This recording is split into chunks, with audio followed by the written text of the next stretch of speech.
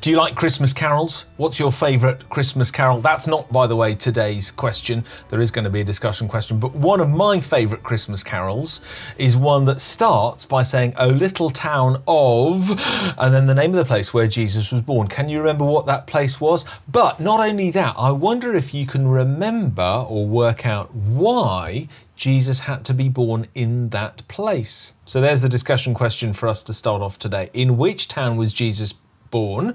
That's the easy bit. And why? You might think of a number of different reasons.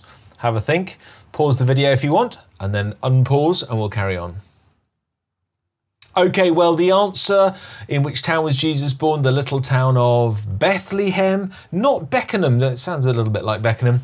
Why was he born there? Well, you might have said he was born there because his parents had to go there to register for the Roman government census, which is true, and that was the reason why they had to go there.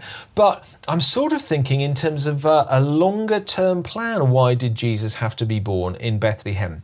And the answer is it's all to do with God's plan.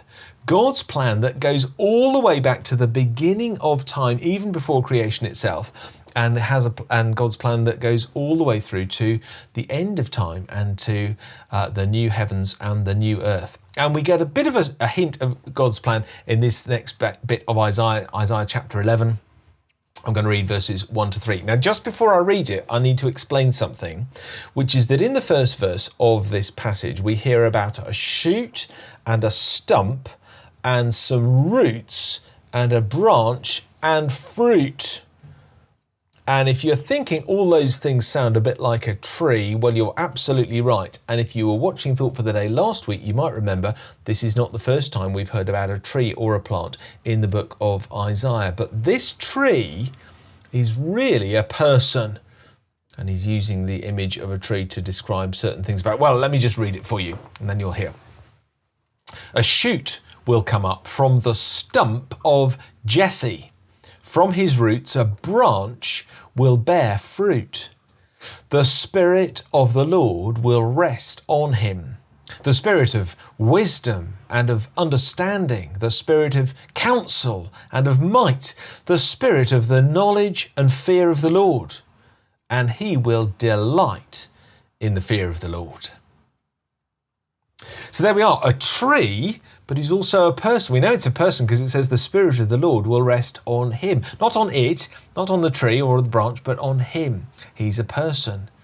But he's described as a person who comes out of the stump of Jesse.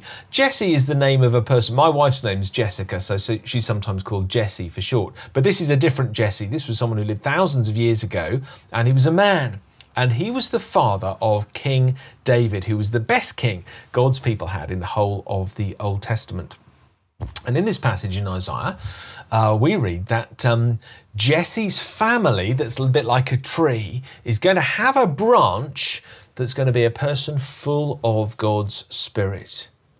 And we know that that was Jesus himself, who throughout his life was called by people the Son of David, meaning a descendant of King David, someone from the same family as Jesse, the father of David. And what that tells us, of course, is that God has a plan, a long-term plan. Hundreds of years before Jesus came to the earth as a baby, he sent a message through Isaiah to say it's going to happen. And if God can tell those things hundreds of years before they happen, it means God has a perfect plan. If you do something really difficult or something that's complicated, it's really good to make a plan beforehand. Maybe you've done that. Maybe you've had a project or something like that. Or maybe if you have to do a difficult essay or write a report, you always do a good plan before you start it so that you don't go wrong.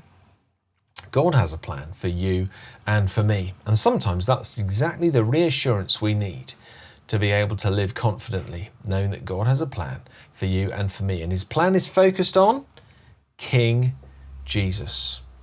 Let's thank God for that.